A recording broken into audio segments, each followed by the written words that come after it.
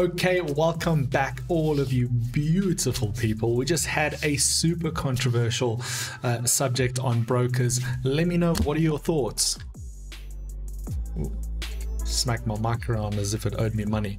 What are your thoughts on that particular subject? We're about to jump into charting now. This is where the real learning starts, from a actual charting and trading perspective. A lot of the previous stuff has been stuff that you need prerequisites to understand where we're busy going. This charting point is going to pretty much be the first real step from a technical perspective of you jumping in and getting to see what the markets is all about. As always, guys, I appreciate your feedback. I appreciate your comments. I'd love to know how you're finding the video series thus far. Easy to understand, easy to follow. Love your comment down below. If you hate it, let me know too. It helps the algorithm push this even further and further to reach more people, which is what the goal is. And remember, like and subscribe, hit that bell notification icon so you never miss future content. This channel is going to have a ton of things on it, more than just the actual quantum growth series. There'll be a ton of amazing new things that I'm going to be uploading that I think you guys might find enjoyable. But obviously you need to make sure that subscribe button is hit so you get notified as and when that comes out. Beautiful. So next topic we're going to be jumping into, like I said, is charting. I'm excited for this one because it's your first glance and our first view as we start to get technical together. So I think without any further ado, let's just jump straight in and let's have a look at what we're going to be doing together in this. Beautiful. So charting, guys, like I said in the introduction, this is the place that we're going to generally spend a lot of time together. So for me, it's super important that you start to feel comfortable, obviously playing around with charts and looking at them. But obviously there's a few details on those charts we need to obviously overcome and get through together. So the first thing, I alluded to this a little bit earlier when we were looking at the spread, was this over here is the tick charts, right? This is the true representation of how the markets move, right? The markets don't move in these nice steps and waves. Markets are giving us data as and when it comes out. So we can see over here on this little tick chart, somewhere over here, that it's these crazy little steps that you're seeing right now. Obviously for us to interpret that data is going to be very hard. The purpose of a chart, the purpose of candlesticks, which is this particular topic, is to try and deduce and take as much information out of the market, understand it, interpret it, and then obviously make a decision on terms of where these things are going. So we obviously have this tick chart. We then, on the right hand side over here, we then have a Japanese candlestick. Okay, there are different forms of measuring data on a chart. We've got line charts, we've got Hokkien, we've got a bunch of different things, but the most widely used is definitely going to be the Japanese candlestick, and it's what I use most of the time. Now, in these two items, both of them are telling us the same amount of data. Now I'm going to help you to understand what that all means, right? Both of these have taken an hour worth of data. Both of these are representing and showing us an hour worth of data. Over here on the left and the right, we can see where these particular time frames started and ended. So on the tick chart, you can see on the far left, just above my head, is where this market started. And we then see that every minute or so, we've got a little movement up or down, left or right. On the other side of the tick chart, we can see where the market's closed. It's a little bit cut off over there, but it's closed up there, somewhere in that region over there. And we can see where this market ended up closing out. On the Japanese candlestick side of things, we can see where it opened and where it closed. Now again, both of these present the same amount of data. So when we're looking at a Japanese candlestick and it formed, right, it opened over there, and we look at the tick chart here, let's follow along together. We can see the tick chart rose, right, came back down, rose again, came back down, rose to this ultimate high. On the Japanese candlestick, we can see the same thing happened. We see the markets rose, and ultimately came to this ultimate high that's represented by this little wick over here. We can refer to this as a wick. We can then see that from there, markets pushed back down all the way down here to this low point. Markets pushed back down all the way down to this low point.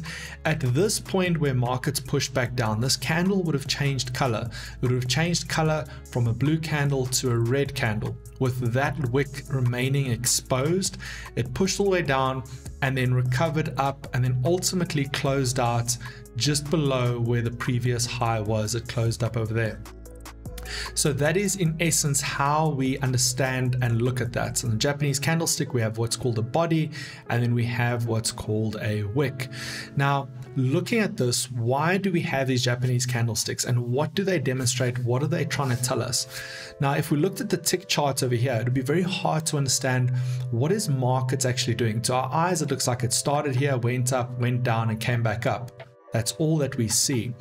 But from a timeline perspective, we can see here the markets opened, pushed up, pushed down, and ultimately recovered and ended in this particular time frame above where it closed.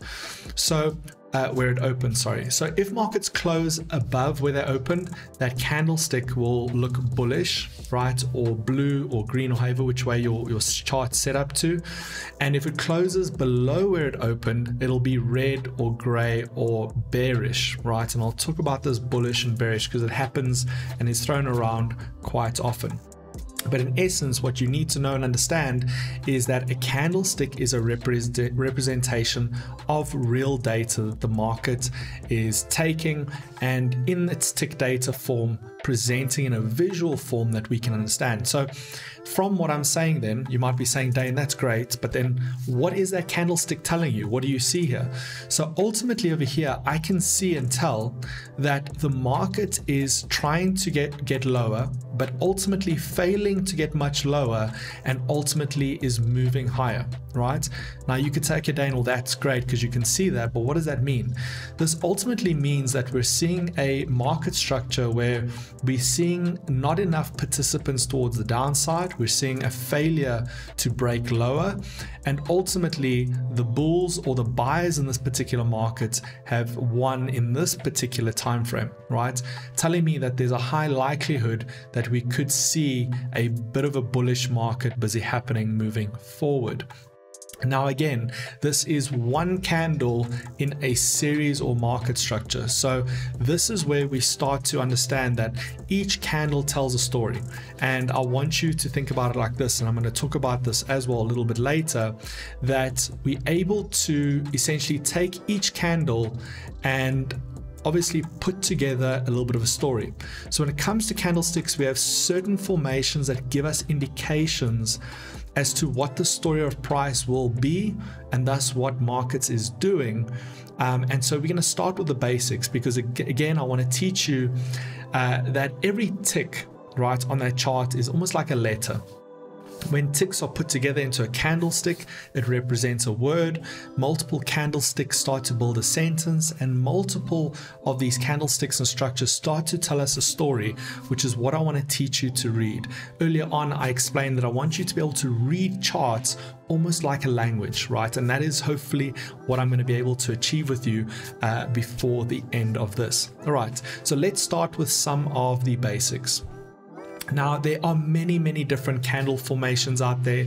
There are shooting stars, falling hammers. There are 30, 40 different abbreviations for what candlesticks make that they've given a name and a tag to.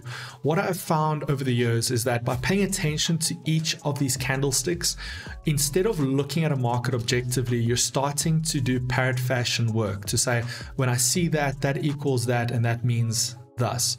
And generally speaking, if we look at all the different types of candlesticks, all the different types of dojis, the profitability on trading every single one of them is just not there.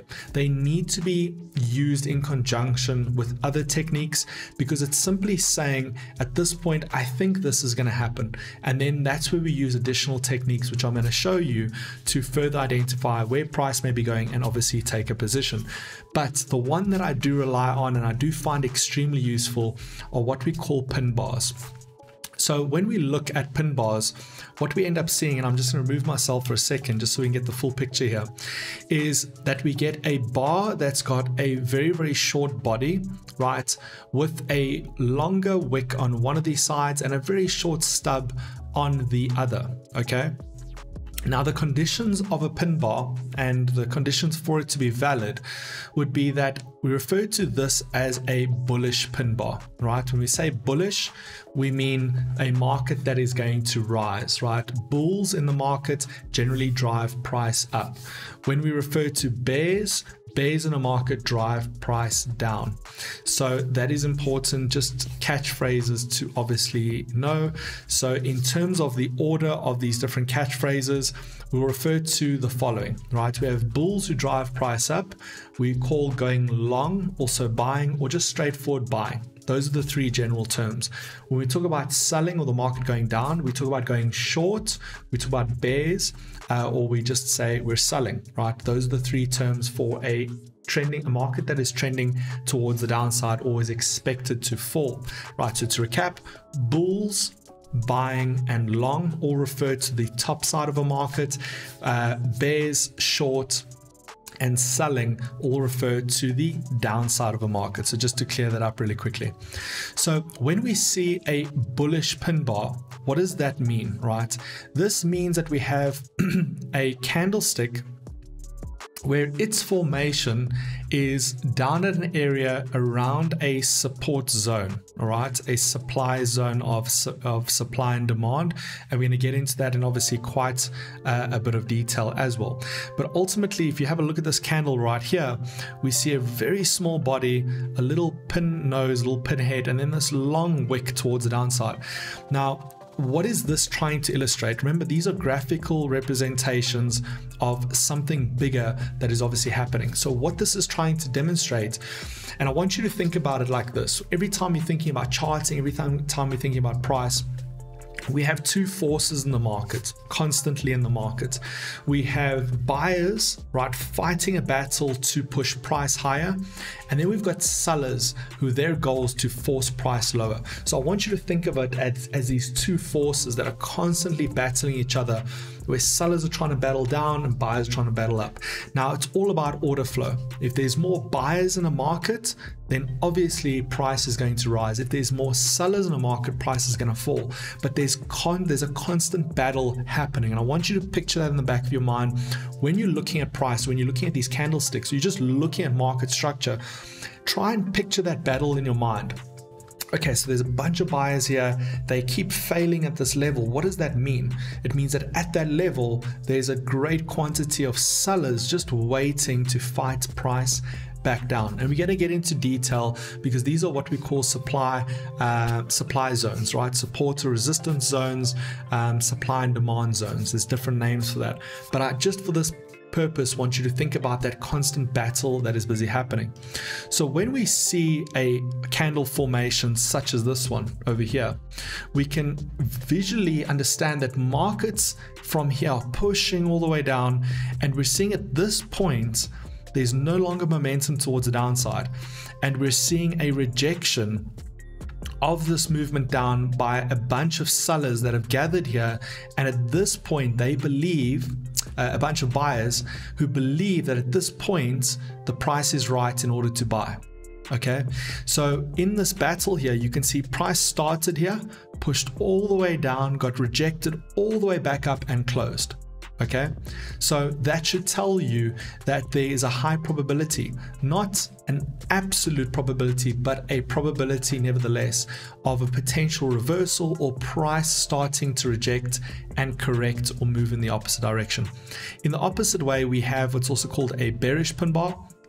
where price is busy rejecting at a particular level, and we see that we have a long wick towards the top side, a small body and a small pin head, and this is an indication of buyers rallying up this market but ultimately being pushed all the way back down by sellers. So there's a strong presence of sellers at this particular point, and this formation is a really good, again, indication, not absolute certainty, but rather an indication that there could be a potential reversal that is coming. Now, again, it's just one word within the sentence. Remember, in order to obviously get to a point where you can read market structure and read price, this would mean that you need to be, start to get comfortable with seeing these things happen and interpret this visually as to what this means behind the scenes. What are people up to? Now, a pin bar is a great thing to spot when you, let's say, you're looking for a buy, you're looking for an entry in this price. You believe at some point price is going to rise. A pin bar is the first sign that you should look for to go, okay, there's a bit of a rejection here. This market that was selling has come to a stop. We're seeing this massive rejection. This is a potential indication to go long. There's other things we can also use to support that. But in terms of understanding candlesticks and some of these dojis, in terms of these different formations, I find from a profitability perspective that just understanding pin bars gives you a massive edge without having to parrot read and obviously look for specific spots and signs. We want to be able to objectively have a look at markets and make a decision in terms of where we think they are going. So pin bars, I find, is an absolute must if you obviously want that little bit of an edge, and they really just help a ton in terms of making sure that you spot some of these entries earlier and earlier. And this will obviously be further explained when we get into price action, because again, this is what price action is about. We're looking merely at what price is done with zero external influence to understand and predict where price is going. And this is obviously a massive benefit for you if you are looking to trade the markets. Okay. So again, as I explained, I want you to imagine that every tick chart, every single tick is a letter. Those letters come together to build a candlestick, which is a word. Multiple words construct a sentence, multiple sentences a story. And this is how we read and interpret a story, or the story of price. All right. And we're going to get into this in obviously quite a bit of detail together. Now, obviously moving on, it is important that we become familiar with the charts and obviously all the variables that are on the chart. And I think to basically start that off, we're going to obviously have to start talking about the different types of axes, right? So we have what's called the x-axis and we have what's called the y-axis. So when we start to now look at the y-axis, right, this is the one that runs from top to bottom, and this determines value. This is the unknown. This is what we're aiming to obviously forecast and predict, is that in the next hour, will price move higher or lower? The next hour, will price move higher or lower? So the absolute guarantee is that price will move from left to right. That we know. The one we want to know is that will it move higher or lower? And that is the thing we obviously have to understand and have to predict. And that is all we're seeing on a chart, is we've got time and we've got price, and how that's plotted and where that moves to is where we aim to predict and obviously make sure that we can profit off of those moves. Okay, now we're going to get into pips in a second. But before we do that, let's just have a look at these different perspectives, right? Now, a lot of people that are brand new ask me the question, but Dane, why do we have these different perspectives? Why do we have an hour, 15 minutes, day, month, so on and so forth? Why can we just not have one chart that shows one data set and we can work off that data set? The answer is very, very simple. If we have a look at this particular chart in front of us, right? we are currently looking at an hourly time frame. This is NZD USD 1 hour time frame, right? And we're looking at a period of, let's say, a trading week. Now, if we look at the start and the finish, we can see that this market is mostly bullish, right? So again, the trend is your friend. You would generally want to be buying in a market that's rising, right? In a market that's falling, you want to try and look for sell opportunities. So in this particular case, we would have looked at a long opportunity, but remember, we're only looking at an hour time frame. If we look at the exact same chart, but we rather pull out a little bit and we look on a daily time frame, we start to see a completely different story, right? On a daily time frame, because remember, on a daily time frame, we have 24 1-hour candles that make up 1 day's candle. So in a few days, you can encompass 60, 70 1-hour time frame candles. So here we can see the whole previous chart that we were busy looking at is encompassed in just this range. So we could see, yes, it was going up, but it was part of a bigger picture, part of a bigger downwards move towards the downside. So we were actually in a bull market. So the answer is pretty simple when it comes to why do we have these different perspectives.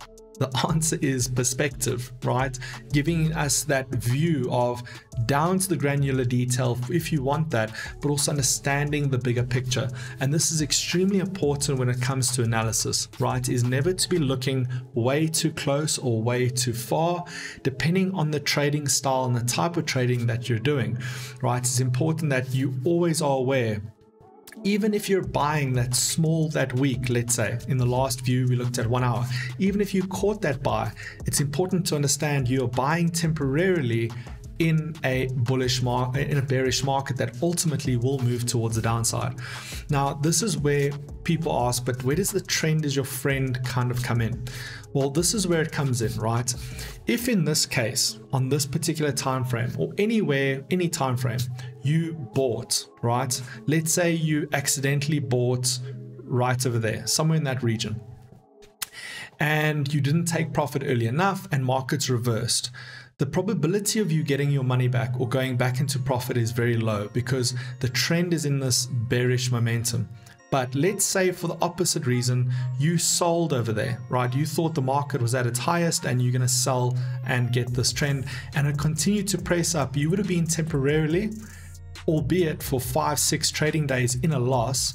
Ultimately, you would have made your money back, and even further than that, you would have made a great profit because you were trading with the trend itself. So that is where the trend is your friend comes in, because ultimately, even if you make a mistake from a timing perspective, when within trend, you will ultimately make your money back, even if you made an entry at the wrong time, so on and so forth. And this is where trends are extremely important, and we will discuss the different types of trends, how to spot, how to analyze, so on and obviously so forth. All right, now before we can get much further into the trends and the sizes of these trends, it's obviously time that we need to start jumping into pips, right? Understanding pips, how to calculate them, what they are, so on and so forth. All right, so let's get into it.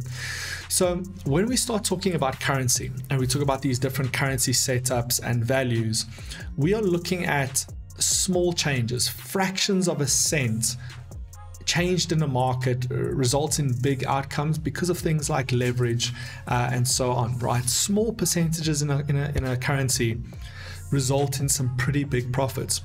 But below a cent, we don't have a way of measuring. And so this is where pips come in, right? Pips stands for percentage in points. So it basically refers to a percent of a cent. Now, where does the word cent come from? The word cent comes from percent, right? So if you look at 100 Rand and 50 cents, right? 50 cents is 50% of a Rand. 65 cents is 65% of a Rand. So cents are already a percentage of a Rand. Pips or percentage in points is now a percentage of a cent. Are you with me? I hope you're with me. Even if you're not, I'm going to show you and I'll make it all clear in the next couple minutes. All right, so let's get into it. Let's have a look at what we're looking at. Okay. Now, if we have a look at this Euro USD chart, okay, we know we've got time and we know we've got value. Simple, easily put, right? On the right-hand side there, we can see that 1 euro is equal to $1.13.987. 987 is what we're trying to find out. We're trying to figure out what does that mean, okay? So simply put, 1 euro is equal to $1.13 and then some other numbers. Now again, as I said, even small fractions of a change means big money to us through the use of leverage and all of these other things. So let's now go into that number and see if we can try and get a better understanding of pips and how to calculate them. So let's open up that number, 1.13987. We've got it there in front of us. So let's talk about this together. That over there represents the dollar, okay? The 13 up next represents the cents, so there's 13 cents. The 98 represents pips. Remember, as I've said, percentage in point. So we have 98 pips. When we reach 99 pips, when we reach 100 pips, that's 100%, and that would add 1 cent. So if I had to add here 2 pips to this number, my new answer will be 1.14007. Okay? Is everybody still with me? Now you might be going, okay, Dane, that's great. Get what you're saying. But now there's another number at the end that's not a pip. What is that? Right? This is what we call a pipette. Right? It's pronounced differently in different spaces in the world. Some people call it pipettes. Some people call pipettes. Whatever. Pipettes. That's what I call it. All right? That represents a portion of a pip. It doesn't equal 100 to 1. You only need 10 pipettes to make 1 pip. So that can be a little bit confusing. A lot of traders tend, excuse the pun, to ignore the pipette, for the reason being it's such a small percent of a percent, they tend to write it off.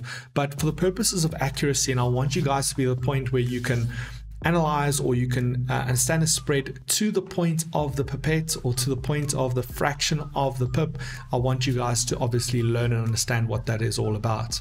So if we had to add 3 pipettes here to this number, it would mean it would make a full 10, meaning we would carry the 1. The new answer would be 1.13990. Okay. Next question, and this is a question, the first couple answers, the first 10 or so answers that I get in terms of the comments on this video, again, we'll do something cool together. I'll invite you to a one-on-one session, whatever the case may be. The question is this: if you have to add 1.3 pips, listen to what I'm saying, 1.3 pips to this value, what would be the answer? And I'll give you guys 5, 6, 7 seconds to drop in the comments what it is that you think. Listen carefully. If you have to add 1.3 pips, so 1 pip and 3 pipettes to this answer or this figure, what would the answer be? I'll bring in some sound and then I'll answer the question shortly.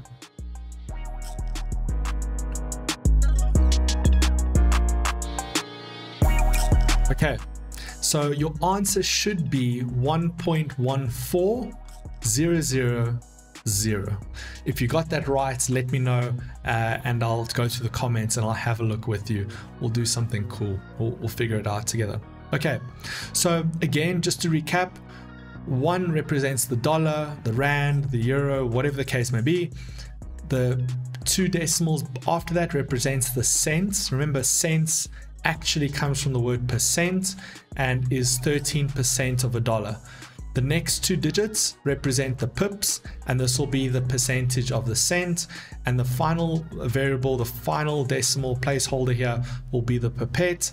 That only goes up to a value of 10. And then, so there's 10 pipettes in 1 pip.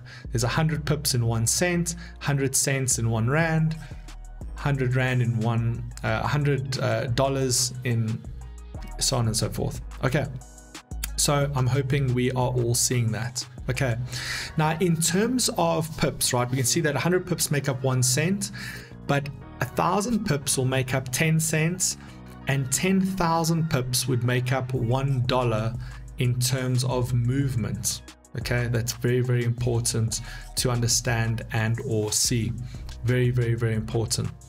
Now, if we wish to subtract or add pips, it's very, very simple. We just use the similar type of math. So in this particular case, we're going to be adding 20.2 pips to this value because we want to figure out where should our stop loss be, where should our take profit be.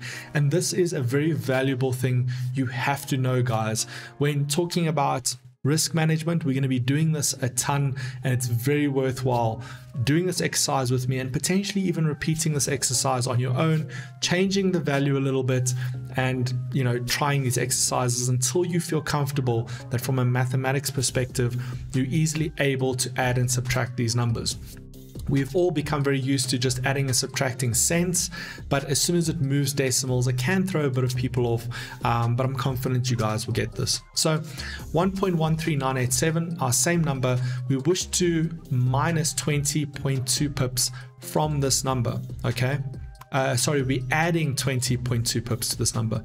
Now, it's important when you're doing your math, if you're writing it down, whatever the case may be, assign pips within the pips column, pipettes within the pipettes column, obviously. You can't start adding 20 to the 13 as an example. So again, I'm not a math teacher, but just some basic things just to help you out, specifically if you're doing it on paper.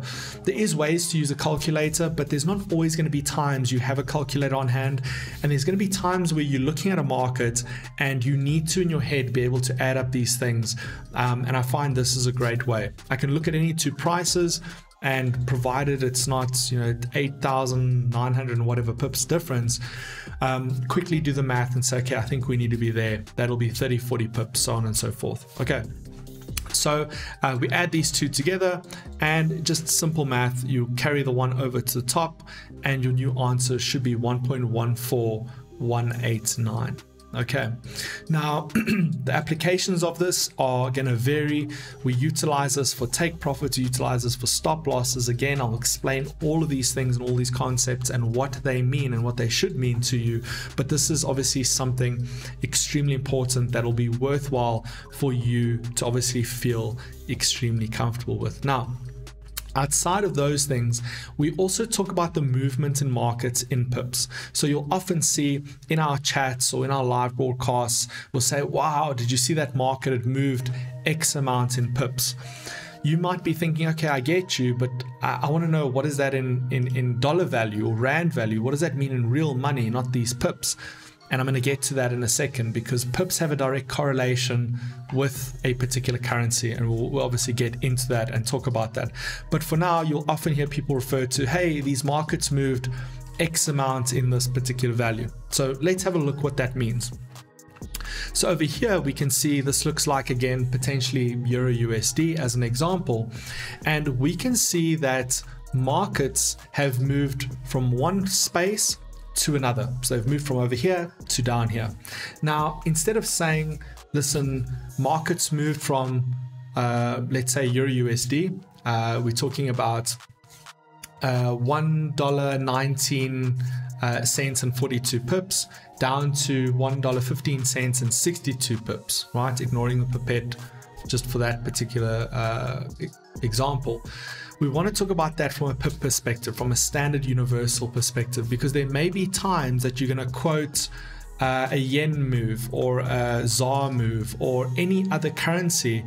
We can't say something moved in 14 cents dollar, but then something moved in 62 cents rand, right? There's obviously those different, obviously, currencies that, so we need to bring it into one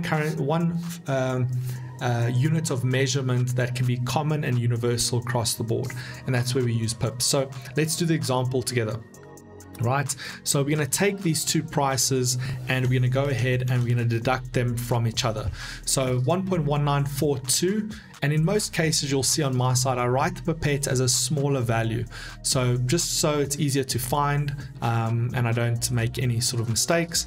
So 1.19422 minus 1.15622, and what we'll find is that that market has moved approximately 380 pips. So in trading, we would basically then say, hey guys, did you see that that market moved 380 pips?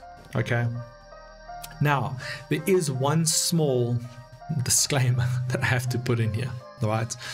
Now, when we're talking about USD pairs, or we're talking about most major currency pairs that already have cents, right? Remember, the pips and pipettes are placeholders for where there are already cents. We now need a percentage of the smallest denomination that currently exists. But there are currencies that don't use cents, right, or don't have cents. And so this changes slightly. So let's recap in terms of normal dollar, euro, pound pairs, right? So we know that there's 5 decimals after the point, the first 2 decimals representing the cent, the second, the decimals 3 and 4 representing the pips, and the 5th decimal representing the pipette. Right, I hope this is clear for everybody. If it's not, just rewind and recap and rewatch. Right, so first decimal is either dollar, pound, or rand, or whatever the case may be. The point, the comma, the first 2 decimals will then be the cents, or the percent of the full rand, dollar, euro, whatever it may be. And the next 2 decimals after that, decimal 3 and 4, would be the pips, right, which you need 100 of those to make 1 cent, and then the 5th decimal being the pipette.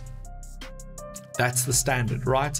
That does have a disclaimer, and that may change, and this is the reason why it may change. Let's have a look at that. Okay, so that's GBP USD. So we can see that the 6 over there is the pip and the 1 is the pipette. Now, when it comes to yen items or yen pairs, okay, the yen does not have cents, right? So it's just 110 yen, 115 yen, 190 yen, 300 yen, whatever the case may be. They don't use cents because the yen is already such a high valued from just a number perspective, right? They're dealing with 110, they're dealing with, you know, all these big numbers, that 1 yen change, you know, there's no point in having, you know, cents of a yen because it's such a high numbered currency. So in this particular case, it changes slightly, right? In the sense that where we don't have cents, pips will now come and replace that, right? So normally we just have 110 yen. Now, instead of having cents, our pips will come in and give us a percentage of a yen. And then we've got our pipette, which obviously gives us a 1/10 of the actual pip itself.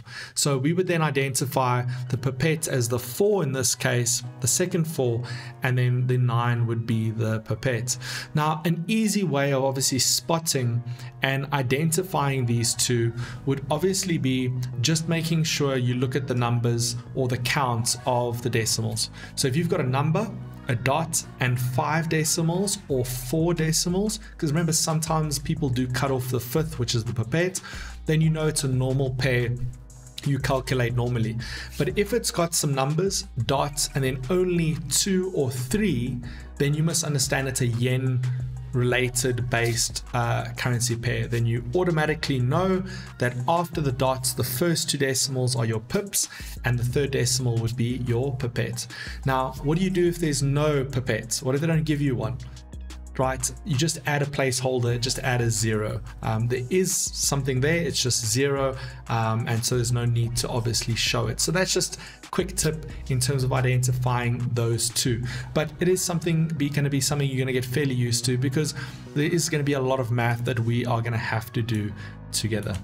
All right. Now on to the next one, support and resistance. This is something that is crucial to price action. It is understandably one of the most important fundamentals to obviously understanding price action. I've drawn some really great illustrations and I'm really help sort of explain this to you guys. But in essence, what we need to understand about support and resistance is that these are zones, and how the markets react and move around these particular prices matter a lot. okay? And we're going to talk about that. So support and resistance, when you look at a market that just happens to just stop in the middle of nowhere, right? Markets will move up, just stop dead, right? It'll come back later, it'll just stop dead. A lot of people may seem to think it may be some sort of physical barrier within the market, but it's not, right? It's a psychological barrier. It is a barrier where we have buyers and sellers organized, and these are supply zones, right? So a supply zone for buyers at this particular price, they think that price is cheap enough to buy. And at that price up there, price is expensive enough that sellers believe it should fall. And so sellers and buyers tend to gather at these zones, but they are mostly just psychological. There's no physical barrier in that particular place. And people are relying on past data to look at what may be an issue or a barrier moving forward. We name these zones as support and resistance, and I'm going to show you exactly what they are, so don't worry too much. Right? And in most of the case, we look back in time to look at where has price reacted, where has there been a disturbance or a hesitation of price to proceed higher or lower, and we look at those areas and we predict in the future where we could see an either rejection or a breakthrough, and that would give us an opportunity to break through, retest, and then obviously continue that trend. So very, very helpful for us when we're looking at pure price action. So support is where price is moving from in a downward perspective. So I want you to think about support as something that's holding price up, right? So price is moving in a downward trajectory with momentum, with whatever the case may be, and it hits this area and it struggles to break through, ultimately waits there, and then at some stage breaks through, but ultimately has that hesitation and can even sometimes reverse off that zone. That's an area of support, right? Sometimes just annotated as an S, right? When we look at resistance, I want you to think of resistance when something's resisting you, you're running or you're driving your car against the wind, it's stopping you from moving forward. In this particular case, resistance is the resistance of a market to move further upwards. So when a market's moving up and it hits an area where it struggles to break through, we refer to this as resistance. Markets are being resisted to going through that particular level. However, a definition to support and resistance is defined by where this market is at that point in time, okay? Think about this. If markets are busy moving higher, further up, right? They're struggling to move further up, right? That is resistance to that particular market. But the second markets break that resistance, remember it's still a zone of buyers and sellers. Once it's above that zone, what once resisted it now becomes support. Okay, when markets are above that zone, that is support. The next level above it is now the next level of resistance. So we will talk about, you know, the next resistance, the next support. You may also see people talk about supports 1, 2, and 3, right? Meaning the areas below it 1, 2, and 3, and resistance 1, 2, and 3. And as market moves in relation to those areas will change by definition or by number.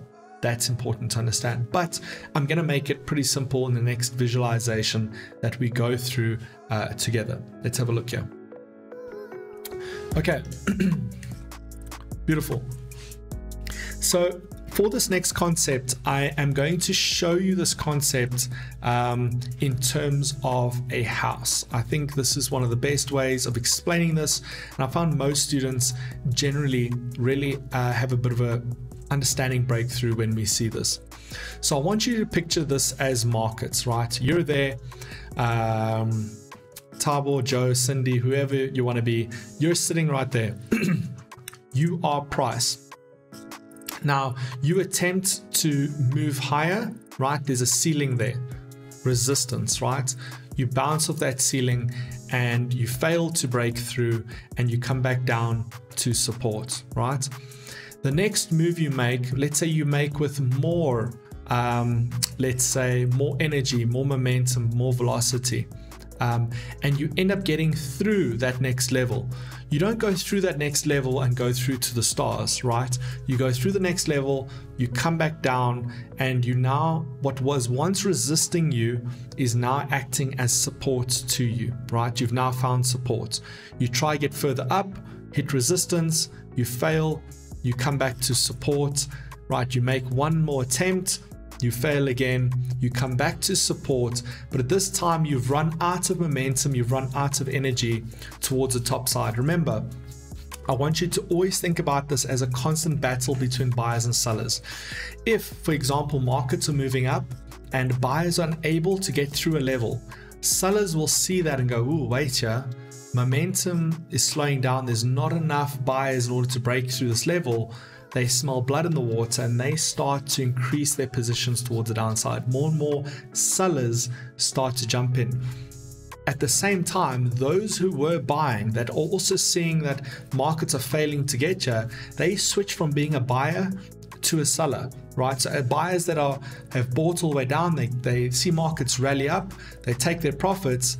Markets are struggling to get any further higher. They say, oh, wait, I think there's a sell coming along. So that buyer can be a seller and a seller can be a buyer at any particular point in time. We are all buyers and sellers simultaneously in different markets, okay? So again, you try to break that resistance, failed. There's now blood in the water and more sellers jump on the bandwagon and get involved. Now, again, in this case, when you break through a level, and I know gravity, we've got to assume there's no gravity here. When you break through a level, you don't just go flying through. In most cases in the markets will break the barrier, but then also come back for what we call a retest, right? This is super important. So when something breaks through or something finds a new level, we have what's called a retest. And this is what we use as a confirmation as traders that prices will remain below or remain above a particular level. Okay, so here we can see there was a retest made. What was once support has now become resistance to us. Retest, push back down, find support, right? Breakthrough support, and ultimately prices have moved back down. Now, as structured as this looks, markets actually follow the exact same structure. And this can be massively beneficial for us as traders in the sense that, you know, we're able to benefit from seeing these structures at hand, and we're able to buy and sell these highs and lows. The rule in the market is you want to buy low and sell high. So when you're finding markets are adhering to some of these support and resistance zones, these are amazing opportunities to buy low, sell high, buy low, sell high. When a new breakout happens, wait for it to be confirmed and continue your pattern with those buying lows and those selling highs. So let me show you an example of this on a market and on a chart. So let's have a look here quickly. Okay, there we go. So we've got this chart right here. And what do you see, right? And to most people, this will just look random. It'll just look like, you know, markets are moving, it's up, down, left, right. And the reality is there's very, very clear levels of support and resistance that are visible and are available to us to obviously benefit and trade with. Have a look at this next picture, right? Exactly the same charts, same markets, except when we mark out support and resistance, you start to see some very, very clear patterns that are emerging, right? Exactly as we've just shown you in that previous description, that little house, we can see that markets bounce around between price here. Ultimately, there is a structure here that we can see, lost momentum, broke down, came back up for that retest, broke down, came up for that retest, broke down, failed to get down, new high, got down, new high, and then ultimately broke through, used that as a retest, and then markets continued in an upwards trajectory. So we can see that markets can give us a ton of information that is available to us if we're able to observe and look at the information that is being presented to us. So let's have a look as well at the next slide that we're going to see here. And this will essentially give us that story in terms of balancing around support and resistance. So markets came, found support, essentially moved in a sideways motion, and this is the first kind of market that we encounter, and this is called a ranging or consolidating market, meaning those movements are more sideways than they are directional. It's neither bullish, neither bearish, and it's mostly, like I said, a ranging market to the side. We then see markets break down, markets come up for a retest, markets break down, come up for a retest, and then break down. And this is what we refer to as a bearish market or as a downwards trending market. A bearish market, a short market, a selling market, but the trend is downwards trend, a bear trend, sell trend, short trend. Okay. Then we see the next stage of this market is again one that we've seen before, right? A bit of a ranging market, a consolidation market. And then we see the next leg of this market start to appear. Now, this becomes extremely helpful because when we see a particular state of market come to an end, right, through the aid of support and resistance. So market's ranged, it breaks out, we now know there's a new state of market. We're able to trade that whole state of market, that whole bear leg, that whole bull leg, after we see that market structure has been broken. So it's useful for many different things, but market structure in terms of support and resistance is one of the fundamental keys to how we see markets. And I want you to think about it like this, right? You've got this price, you got this chart in front of you. It's just candlesticks, it's chaos, just all this information in front of you. I want you to think about the support and resistance almost like you're building in the scaffolding, right? Everybody knows what scaffolding is, right? The stuff you put up next to a building when you start doing brickwork and allows the guys to stand on and put material. It's the structure that's needed to build up and hold up the structure, right? I want you to think about you building scaffolding into price. So you're seeing price in its random format, and you need to now come and develop the structure around it to visually understand what is price being held up with. Why is price all the way up there? What is keeping it up there? Right? And there can be a couple answers. It can be support, resistance, it can be momentum, it can be trend, as well as trend lines. Now we can take this even more one step further, right? Remember this random chart we initially started off with? Well, let me show you how unrandom it is, because there's nothing random at all about price. Let's have a look. Let's give it a look.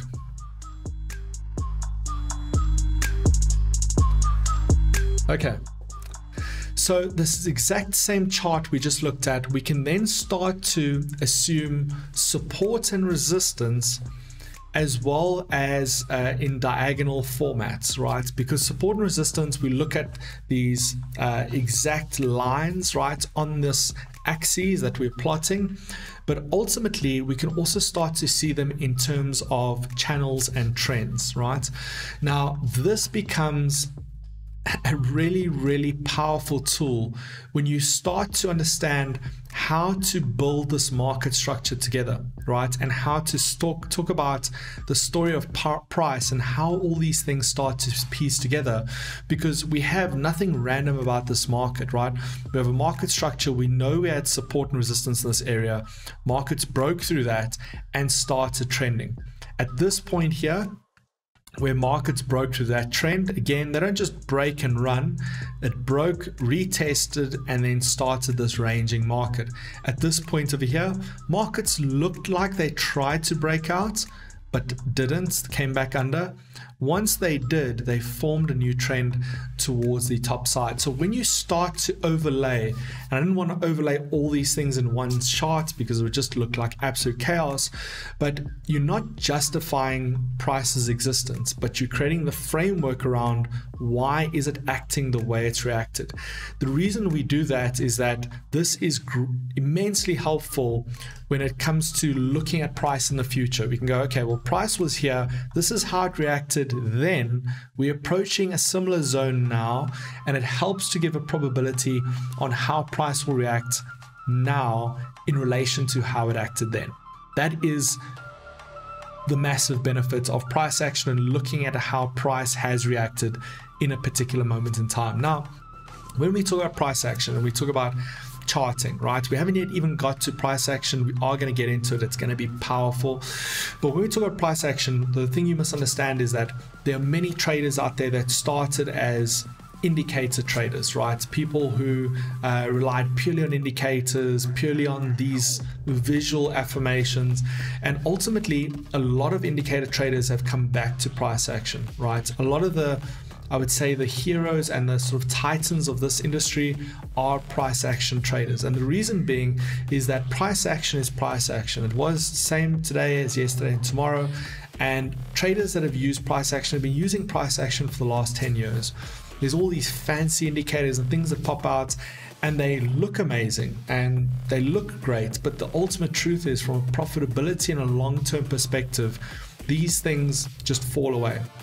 You need to rely on techniques that you yourself can deploy and rely on time in, time out, trade in, trade out, without being just seasonal. And a lot of these other things do tend just to be seasonal.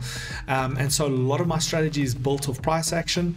I'm going to show you in great detail towards the end how you go through a step-by-step view, different time frames, scale down, talk about the story of price, identify, move on and move forward.